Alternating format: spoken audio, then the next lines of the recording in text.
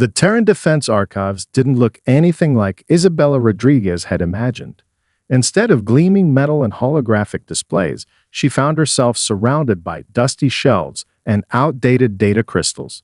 The summer internship she'd fought so hard to get seemed more like a librarian position than the cutting-edge research opportunity she dreamed about. "Start with Section 47B," her supervisor had said, barely looking up from his tablet. "Those are the recovered alien combat footage archives. Just convert everything to the new format. Try not to fall asleep." Isabella pushed her cart down the dimly lit aisle, wondering if she should have accepted the cushy corporate internship instead. The data crystals clinked together as she moved, their surfaces dulled by years of neglect. Each one contained battle recordings from various encounters with alien civilizations, most of them predating humanity's first steps into space. She inserted the first crystal into her converter pad and started the process. As the progress bar crawled forward, she noticed something odd in the preview window. The alien warship in the footage was executing a perfect spiral maneuver, but its shields were flickering in an unusual pattern. "That's not right," she muttered, comparing it to the attached analysis. The official report claimed the ship's shields had failed due to enemy fire, but Isabella had spent enough time tinkering with her grandfather's old radio equipment to recognize interference patterns. She grabbed the next crystal, then another. The same pattern appeared repeatedly, alien shields failing not from damage, but from what looked like resonance disruption. Isabella started taking notes, her earlier boredom forgotten as she pieced together a theory that seemed too simple to be true. During her lunch break, she cornered her supervisor in the break room. "Sir, I think I found something in the Section 47B archives. The shield failures, they're not random. Look at these wavelength patterns." He glanced at her tablet, frowning. "Those records were analyzed years ago by our best teams. They concluded what they expected to see." Isabella interrupted, then immediately regretted her boldness. But she continued anyway. "Nobody looked for radio interference because it seems too primitive. But that's exactly why it works. These advanced ships never had to defend against it." Her supervisor started to reply, then stopped, really looking at the data for the first time. "Show me everything you found, from the beginning." 3 hours later, Isabella stood in front of a hastily assembled review board, her hands shaking as she presented her findings. The conference room was packed with senior analysts and military officers, all staring at her with varying degrees of skepticism. "The pattern repeats across every major civilization in our records," she explained, highlighting specific battles. "Their shield technology is incredibly advanced, but it all builds on the same basic principles. None of them explored radio waves the way humans did. They went straight from light-based communication to quantum entanglement." A general leaned forward. "You're saying we can disable any alien shield with a radio?" "Not exactly," Isabella said. "But if we can match the resonant frequency of their crystalline shield matrices." She played a simulation she cobbled together during her afternoon coffee break. The virtual alien shield harmonized with the radio pulse until it shattered like glass. The room erupted in urgent whispers. Isabella's supervisor beamed with borrowed pride, as if he discovered it himself, but she barely noticed. Her mind was already racing ahead to the other crystals she'd seen, wondering what other obvious weaknesses they'd all missed. As the review board debated the implications, Isabella slipped back to her cart of dusty archives. She had a feeling this was just the beginning. Sometimes the biggest discoveries came not from advanced technology or brilliant innovations, but from a fresh perspective on old information. And she had 7 more hours until her shift ended. Marina Patel had 3 great loves in life: quantum mechanics, classical dance, and proving people wrong. Today, she planned to combine all 3. "This is a waste of simulator time," Commander Brooks growled, watching Marina calibrate the virtual fleet's communication arrays. "We need solutions, not dance recitals." Marina kept working, hiding her smile. 2 weeks had passed since Isabella Rodriguez's breakthrough about alien shield frequencies, but no one had figured out how to weaponize the discovery. The problem wasn't finding the right frequency. It was maintaining it long enough to shatter the shields. "With respect, Commander," Marina said, her fingers dancing across the holographic controls, "everything in space is a dance. We just haven't found the right rhythm yet." She'd spent countless hours studying the alien shield harmonics, seeing patterns that reminded her of the classical Indian dances she'd performed since childhood. Each shield resonated at a specific frequency, just like each dance had its own tempo. The key wasn't to match that frequency. It was to lead it. The simulation flickered to life. 12 Earth ships faced a single alien dreadnought, their formation seemingly random. Marina took a deep breath and pressed play on her carefully orchestrated sequence. The Earth ships began to move. At first, they appeared to be executing standard evasive maneuvers, but slowly their patterns shifted. Each vessel's engine emissions pulsed in a precise rhythm, building upon each other like instruments joining a symphony. "They're too spread out," an analyst complained. The alien ship could pick them off one by. The dreadnought's shields suddenly flared brilliant blue. The crystalline matrix began to pulse in time with the Earth ship's movement, caught in their electromagnetic dance. Marina's fingers flew across the controls, adjusting the tempo. The Earth ships responded instantly, their formation tightening and expanding like a breathing organism. Each movement pushed the alien shield's resonance higher, each pulse drawing more power from the enemy's own systems. "Impossible," Commander Brooks whispered as fracture lines appeared in the shield matrix. "They're not even firing weapons." "The waltz is almost over," Marina said, initiating the final sequence.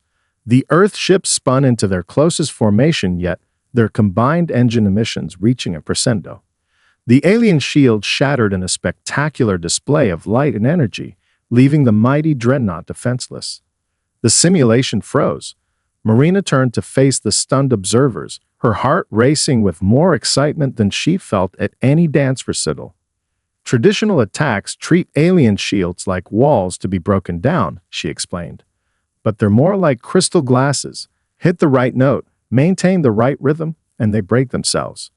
Commander Brooks studied the replay, his earlier skepticism forgotten. "How many ships would we need to execute this in a real battle?" "That depends on the size of the alien vessel," Marina said, pulling up her calculations. "But more importantly, we need pilots who can maintain perfect synchronization. One missed beat could disrupt the entire sequence." "Like dancers?" someone muttered from the back of the room. Marina nodded. "Exactly like dancers. And we'll need to train them in different choreographies. The Centaurian shields resonate at a completely different frequency than the Orion vessels. Each will need its own unique dance." As the military officials huddled together, discussing implementation strategies, Marina started composing her next sequence. Isabella had found the sheet music. Now Marina was writing the choreography that would turn it into a symphony of shield-shattering proportions. She smiled, remembering how her mother had insisted that dance lessons would never help her career in space combat engineering. Sometimes the universe had a sense of humor about these things. The simulator hummed back to life as she loaded a new scenario. There were so many dances yet to perfect, and the galaxy's greatest stage awaited. Julia Reyes was losing badly in the Global Gaming Championships finals, and she couldn't have been happier about it. Her opponent had her pinned down in Stellar Warfare IV, the most popular space combat simulator on Earth. Thousands of viewers watched virtually as she retreated, her fleet taking heavy damage. The commentators were baffled. Julia Supernova Reyes never ran from a fight, but they couldn't see what she saw. Her opponent's ships, like every AI in the game, followed standard tactical doctrine. They maintained optimal firing positions, never exposing their vulnerable areas, just like real alien warships. That was why the military had secretly sponsored the game's development, using it to study potential combat scenarios. Julia smiled as she input a series of commands. Her fleet split into 3 groups, executing a maneuver that looked like pure desperation. The crowd gasped as she drove her ships straight down relative to the enemy fleet's position. "What is Supernova doing?" a commentator exclaimed. "She's putting her entire fleet in the line of fire." Except she wasn't. As her ships dropped below the enemy fleet, their weapons fell silent. The AI couldn't target her. Julia's smile widened as she pushed her advantage, striking from directly beneath the enemy vessels where their weapons couldn't depress far enough to reach. 3 minutes later, she was crowned champion. Again. As she removed her virtual reality headset, a woman in a crisp military uniform approached the stage. "Miss Reyes, I'm Colonel Yang. We need to talk about that last maneuver." 2 days later, Julia stood before a classified military review board, her gaming trophy hastily stuffed in a backpack at her feet. The room's holographic displays showed real combat footage of alien warships, far more detailed than anything in Stellar Warfare IV. "It's the same blind spot," she explained, highlighting similar patterns across multiple engagements. "Every alien ship design we've encountered has a significant vulnerability beneath their hull. They can't effectively target anything there." "That's impossible," a senior admiral scoffed. "No engineer would design a warship with such an obvious weakness." "No human engineer," Julia corrected. She pulled up a cultural analysis sheet prepared. "Look at the homeworlds of these species. They all evolved on relatively flat planets with minimal vertical predation. Their entire concept of warfare developed on a two-dimensional plane." She switched to footage from Earth's oceans. "But humans, we grew up dealing with threats from all directions. Sharks attack from below. Eagles strike from above. We're hardwired to think in 3 dimensions." The admiral leaned forward. "The game. You discovered this while playing a video game." "Games are perfect for finding exploits," Julia said. "Gamers don't care about what should work. We care about what does work. We try stupid things. We explore every angle, sometimes literally." She demonstrated with more footage, showing how various alien weapon systems struggled to target anything more than 15 degrees below their horizontal plane. Their targeting systems, their armor distribution, even their sensor arrays, all optimized for horizontal combat. "We've been trying to beat them at their own game," Julia concluded. "But maybe we need to change the playing field. Stop fighting on their terms and start fighting on all axes." The room was silent for a long moment. Finally, Colonel Yang spoke up. "How quickly can we modify our fleet tactics to exploit this weakness?" Julia grinned. "Give me a squadron of pilots who've played Stellar Warfare IV, and I'll have them ready in a week. Sometimes thousands of hours of gaming pays off." As the military leaders debated implementation strategies, Julia pulled out her gaming tablet and started designing new training scenarios. The next time she fought in a championship, it wouldn't be just for a trophy. She had a feeling the fate of humanity would depend on thinking outside the two-dimensional box.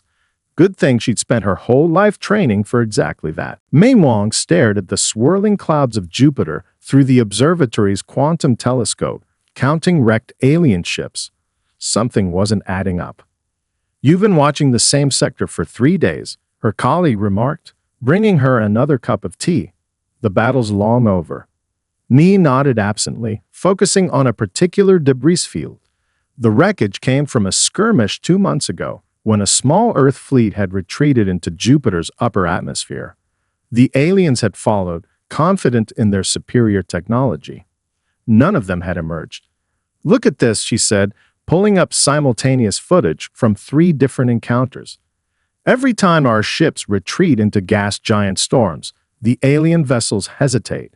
At first, I thought they were being cautious, but..." She overlaid atmospheric data onto the battle footage. The alien ships didn't just avoid the storms. They actively fled from certain cloud formations. The pattern was too specific to be coincidence. "Computer, analyze chemical composition of highlighted storm systems," May commanded. The results made her spill her tea. 20 minutes later, she burst into the weekly Defense Council meeting, ignoring the startled looks from senior officers. "It's water," she announced, throwing her data onto the main display. "The storms they avoid all contain water vapor, even trace amounts." Admiral Chen frowned. "That's impossible." Their ships can withstand plasma burns and antimatter detonations. You're saying they're afraid of water. Me pulled up microscopic scans of recovered alien hull fragments. Not afraid. Vulnerable. Look at the molecular structure. Their hull materials are incredibly resistant to energy weapons and kinetic impacts, but they're highly reactive with H2O molecules. She demonstrated with a simulation. The alien metal didn't rust or corrode. It underwent complete molecular dissociation on contact with water. Their mighty warships could be destroyed by something as simple as rain. This can't be right, someone protested. Hydrogen and oxygen are two of the most common elements in the universe. How could they build an interstellar civilization without accounting for water? Because on their worlds, they never had to. Me explained, displaying geological surveys of known alien home planets. They all evolved on desert worlds where water exists primarily as subterranean ice. They went straight from ground transport to space travel, completely skipping the concept of naval warfare. The implications slowly dawned on the Council. Earth's oceans had forced humanity to develop waterproof technologies from the very beginning. What seemed like basic engineering to humans had never occurred to species that evolved without large bodies of liquid water. "We've had the ultimate weapon all along," Admiral Chen mused. "We just never thought to use it because it seemed too primitive." Me nodded excitedly. "We can retrofit our ships to carry pressurized water tanks. Even better, we can use their weakness to protect our colonies. Gas giants aren't just hiding places anymore. They're fortresses." The Council erupted in discussion. Some argued for immediately converting Earth's gas giant mining stations into military bases. Others wanted to develop water-based weapons. One suggested turning Jupiter into humanity's last line of defense. May returned to her observatory, watching the endless dance of storms across Jupiter's face. Somewhere in those clouds, the remnants of alien warships were still dissolving, undone by the simple molecule that had shaped human civilization from the beginning. She couldn't help but appreciate the irony. Humanity had spent centuries looking up at the stars, dreaming of catching up to advanced alien civilizations. Who could have guessed that one of our greatest advantages would come from looking down into our own oceans? The quantum telescope beeped, alerting her to new activity. More alien ships were approaching Jupiter's orbit. May smiled and began calculating storm patterns. They were about to learn that sometimes the deadliest weapon in the universe was as simple as rain. Rosa Santos hadn't slept in 36 hours, and her thermal coffee mug was teaching her about alien weaknesses. She sat in a Space Force thermal dynamics lab, surrounded by holographic readouts of alien ship schematics. The coffee in her mug had gone cold hours ago, so she popped it back in the heater. That's when she noticed something odd about the way the liquid moved. "Play back the thermal scan of the Centaurian battle cruiser," she told her computer. "Focus on hull temperature during the atmospheric entry." The simulation appeared before her. The alien vessel's hull glowed bright red as it hit Earth's atmosphere, then rapidly cooled as it returned to space. Standard procedure for any ship, except Rosa grabbed her mug, watching the coffee swirl. Modern thermal mugs used dynamic insulation that adapted to temperature changes, but alien ships. Computer, overlay the ship's power distribution during temperature changes. The results confirmed her suspicion. The alien vessel devoted massive energy to maintaining a constant internal temperature, not adapting to changes, fighting them entirely. She spent the next 4 hours analyzing every space battle in the database. The pattern was unmistakable. Alien ships didn't handle temperature variations well at all. Their perfectly efficient systems were designed to operate at optimal temperatures and nothing else. When her supervisor arrived the next morning, Rosa was bouncing with caffeine-fueled excitement. "They're like porcelain teacups," she explained, gesturing at her cluttered displays. "Beautiful, efficient, and incredibly fragile if you change the temperature too quickly." "Slow down," her supervisor said. "What exactly are you saying?" Rosa held up her thermal mug. "Human ships are like this. We build in layers with systems that can handle rapid temperature changes. We have to. Our ships go from atmospheric heat to space cold all the time. She pointed to the alien schematics. But look at their designs. Everything is perfectly optimized for thermal efficiency. No waste, no adaptability. They've never needed it because they avoid situations with extreme temperature changes. Her supervisor studied the data. This is why they never follow us into gas giants or planetary atmospheres. Their systems can't handle the thermal stress. Exactly. Rosa pulled up a new simulation, and that's not even the best part. Watch what happens when we deliberately create temperature differentials. The simulation showed an Earth ship firing alternating bursts of superheated plasma and cryogenic particles at an alien vessel. The rapid changes overwhelmed the enemy ship's thermal management, causing cascading system failures. Their power systems go haywire trying to compensate, Rosa explained.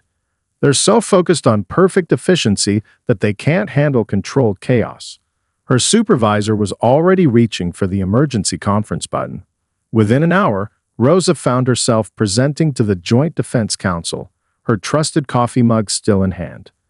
"We've been approaching this all wrong," she told them. "We thought their thermal management was superior because it's more efficient. But efficiency isn't everything.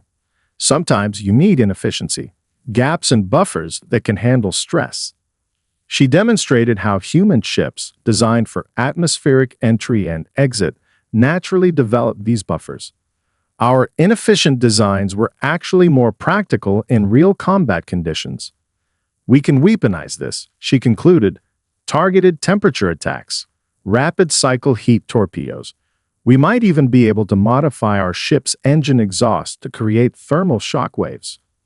The Council immediately authorized a new weapons development program. As Rosa headed back to her lab, she caught snippets of excited conversation about thermal warfare and temperature bombs. She smiled, taking another sip of coffee. Sometimes the biggest breakthroughs came from the simplest observations. Humanity's greatest advantage might not be our advanced technology, but our long experience dealing with an imperfect, chaotic universe. Her coffee mug beeped, maintaining its perfect drinking temperature. Rosa patted it appreciatively. Sometimes the best teacher was sitting in your hand all along. Anna Tanaka spent most of her time losing simulated space battles, and it was making her suspicious. The military's advanced AI combat system had defeated her strategies 97 times in a row. Not surprising, since it was modeled on actual alien tactical computers. But something about those losses felt wrong. "Run it again," she told her computer, watching holographic ships dance through space. This time, introduce a 20% error rate in human fleet maneuvers. The results made her sit up straight. The AI's win rate dropped significantly when human ships moved imperfectly. She spent the next hour increasing the error rate, watching with growing excitement as the AI's performance got progressively worse. "Show me the alien tactical computer's prediction models," she commanded. The mathematics were beautiful, perfect, elegant equations that could calculate optimal responses to any situation. Any optimal situation. Anna pulled up records from actual battles, comparing them to the simulation. Real human captains never achieved the precision shown in training exercises. They overshot targets, arrived milliseconds late to coordinated attacks, and made countless tiny mistakes. And they won more often than they should have. "Emergency override," she announced to her lab computer. "Connect me to Admiral Chen." 20 minutes later, she stood before a hastily assembled tactical review board, her discovery too important to wait for formal protocols. "Their tactical computers can't handle human imperfection," she explained, highlighting battle footage. "Look at their response patterns. They're designed to calculate perfect counters to perfect attacks. But humans are never perfect." She demonstrated with a simulation, when Earth ships executed flawless maneuvers, alien targeting systems achieved near-perfect accuracy. But introduce human irregularities, slight delays, minor course corrections, small errors in formation, and their prediction algorithms began to fail. They've optimized themselves into a corner, Anna continued. Their computers are so focused on finding perfect solutions that they can't handle imperfect variables. Every tiny human mistake cascades through their calculations, forcing constant recalibration. Admiral Chen leaned forward. Are you saying our greatest tactical advantage is our own incompetence? Not incompetence, Anna corrected. Adaptability. Human captains understand that plans never survive contact with the enemy. We expect things to go wrong. We plan for chaos. She pulled up more footage, showing human fleets recovering from formation breaks and adjusting to unexpected situations. The alien ships, by contrast, stuck rigidly to optimal patterns even when those patterns stopped working. Their tactical computers calculate the perfect response to any situation, she explained. But combat is full of imperfect situations, and when perfection meets imperfection, perfection loses, someone finished. Anna nodded. We need to stop trying to match their precision. Instead, we should embrace controlled chaos. Intentionally introduce variables their computers can't predict. The implications rippled through the room. Years of trying to make human fleets more precise, more coordinated, more like alien armadas, all of it might have been moving in the wrong direction. How do we implement this? Admiral Chen asked. How do we train our captains to be imperfect? Anna smiled. We stop training them to follow exact patterns.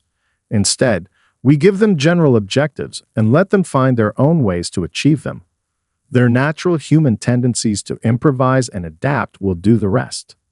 As the tactical board debated new training protocols, Anna returned to her simulation room. She had dozens of new ideas to test, each one more imperfect than the last. She couldn't help but appreciate the irony. Humanity had spent centuries trying to achieve mechanical precision, envying the perfect efficiency of alien civilizations, only to discover that our greatest strength lay in the very fluctuations and irregularities we tried so hard to eliminate. Anna started a new simulation, intentionally programming in random variations. Sometimes the best way to win wasn't to play the game perfectly. It was to change the rules entirely. The emergency alert flashed across every screen in Earth Defense Command at exactly 23:55 Universal Time. A massive alien fleet had just emerged from hyperspace near Jupiter's orbit. In Conference Room Alpha, 6 women exchanged knowing looks. Isabella Rodriguez, Marina Patel, Julia Reyes, Mei Wang, Rosa Santos, and Anna Tanaka had spent months preparing for this moment. Now they just had to convince everyone else their crazy ideas would work. Ladies, Fleet Admiral Chen announced, striding into the room. You have 5 minutes to convince the Joint Defense Council that your combined strategy isn't complete madness. Marina stepped up first, activating the holographic display. The alien fleet consists of 73 capital ships, including 12 dreadnoughts. Traditional tactics say we don't stand a chance. She smiled. Fortunately, we're not using traditional tactics. The display showed Earth's defensive fleet, barely 30 ships strong, arranged in what appeared to be a scattered, disorganized formation. Phase 1, Julia explained, highlighting specific ship positions. We're not deploying in standard combat formations. Every ship will operate in our newly discovered blind spot axis. The aliens literally won't know what hit them. Rosa took over, pulling up thermal imaging overlays. Phase 2, our ships are equipped with the new thermal shock projectors. Each hit will force their systems to cope with impossible temperature differentials. Their perfect efficiency will become their perfect weakness. Phase 3, May continued, pointing to Jupiter's swirling storms. We've mapped every water vapor cloud in Jupiter's upper atmosphere. Our ships will have preset escape routes through safe zones, while the alien fleet faces molecular dissolution if they follow. Isabella stepped forward, showcasing the modified communication arrays. Phase 4, the electromagnetic waltz, timed to their shield harmonics. Marina has trained our pilots to execute the precise movements needed to shatter their defensive screens. And through it all, Anna concluded, "We maintain controlled chaos. Every maneuver intentionally includes minor variations to confound their tactical computers. The more they try to predict us, the more their calculations will fail." Admiral Chen studied the battle plan. "You're asking us to bet humanity's survival on a strategy that deliberately incorporates mistakes, uses water as a weapon, and treats space combat like a dance recital." Yes, all 6 women answered simultaneously. Their weaknesses align perfectly with humanity's strengths, Isabella explained. "We evolved on a wet world, so we understand water. We deal with temperature extremes, so we build adaptable systems. We think in 3 dimensions, we appreciate imperfection, and we never stopped exploring primitive technologies." Marina nodded. "Everything that makes us inferior by their standards actually makes us uniquely qualified to defeat them." The council chamber erupted in argument. Veterans insisted on traditional tactics. Analysts demanded more testing. Politicians worried about risking everything on unproven theories. At exactly midnight, the alien fleet launched their first probe attacks. Admiral Chen raised his hand for silence. "How confident are you in this strategy?" The 6 women exchanged glances. Anna spoke for all of them. "We're confident enough to volunteer to lead the defense personally." A stunned silence fell over the room. These weren't frontline soldiers or veteran captains. They were analysts, scientists, and theorists. But each one stood ready to prove their theories in combat. Admiral Chen checked the tactical display. The alien fleet was accelerating toward Earth. Traditional doctrine said they had no chance, but traditional doctrine had never accounted for the insights these 6 had discovered. "Very well," he announced. "Deploy the fleet according to their strategy, and get these officers to their command ships." As the council chamber emptied, Isabella paused at the door. The holographic display showed both fleets, the massive, perfectly organized alien armada, and Earth's seemingly chaotic defensive force. 5 minutes ago, those dots on the screen had represented humanity's doom. Now they represented an opportunity to prove that sometimes the best way to win wasn't to be the most advanced, it was to be the most human. The battle for Earth began with a dance. Marina Patel's command ship led the first wave, 11 vessels moving in perfect synchronization. Their engines pulsed in carefully timed sequences, each ship adding its voice to the electromagnetic symphony. The alien dreadnoughts responded exactly as predicted, their tactical computers positioning them in optimal defensive formations. Perfect, precise, and completely unprepared for what was coming. Waltz sequence initiated. Marina announced across the fleet channel. Time to show them humanity's got rhythm. The Earth ships spiraled through space in their choreographed pattern. On the alien flagship's bridge, warnings blared as shield harmonics began to fluctuate. Their engineers frantically tried to compensate, but they couldn't break the rhythm Marina had spent months perfecting. Crystalline shield matrices shattered across the alien front line, sending cascades of energy flickering through space. Phase 1 complete, Marina reported. "Julia, they're all yours." Julia Rees grinned as her squadron dove down relative to the alien fleet's position. Her pilots, all veteran gamers, executed the 3-dimensional maneuver flawlessly. The alien gunners, trapped in their 2-dimensional thinking, couldn't depress their weapons far enough to track the Earthships. Engaging from their blind spot, Julia called, just like in the simulations. Her ship struck from below, targeting the unprotected ventral sections of the alien vessels. 3 enemy cruisers fell before they could even begin to adapt their tactics. "They're trying to regroup," Anna Tanaka reported from her tactical command post. "Their computers are struggling to calculate optimal responses, adding more chaos to the mix." Her ships broke formation seemingly at random, each introducing carefully planned imperfections into their maneuvers. The alien fleet's responses became increasingly erratic as their tactical computers failed to predict the intentionally flawed human attacks. "They're falling for it," Anna announced. "Rosa, hit them while they're disorganized." Rosa Santos' ships unleashed their thermal shock weapons. Alternating waves of heat and cold hammered the alien vessels, their perfect efficiency working against them. Systems crashed as they tried to maintain optimal temperatures against impossible differentials. Their power grids are fluctuating, Rosa reported. May, drive them toward the storm. Mei Wang had positioned her forces near Jupiter's upper atmosphere, where massive storm systems churned with water vapor. The alien fleet, already struggling with disabled shields and failing systems, faced an impossible choice: retreat through the human forces or risk the gas giant's storms. They chose the storms. They never learn, May said quietly, watching the alien ships enter Jupiter's atmosphere. Water always wins. The results were spectacular. Alien hull plating began to dissolve on contact with the water-rich clouds. Mighty dreadnoughts crumbled like sugar cubes in coffee. The few ships that tried to escape found their retreat cut off by Isabella Rodriguez's electronic warfare squadron. All ships execute final movement, Isabella commanded. The entire Earth fleet coordinated their attacks, combining every weakness they'd discovered.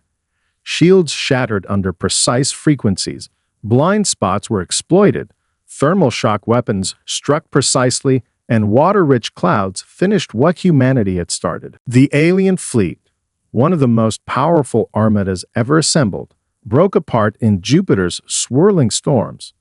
Hours later, the 6 women who had revolutionized space combat gathered in the observation deck of Earth Defense Command. They watched the last traces of alien wreckage dissolving in Jupiter's clouds. They'll be back, Isabella said quietly, and they'll try to adapt to everything we did today. Let them try, Marina replied. They'll have to fundamentally rebuild their entire technology base. You can't patch perfect systems to handle imperfection. And even if they do adapt, Rosa added, we'll find new weaknesses. That's what humans do best. We observe, we adapt, we overcome. Anna smiled. Maybe that's the real lesson here. They thought their perfect technology made them superior.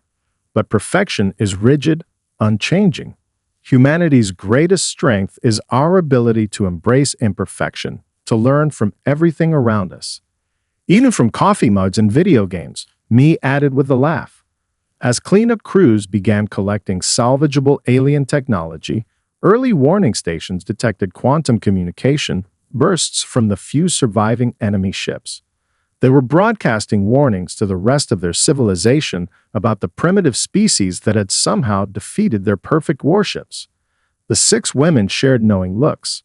Let the aliens come back with new technology and tactics. Humanity would be ready. Because sometimes the most powerful force in the universe wasn't perfection. It was the willingness to learn from your imperfections.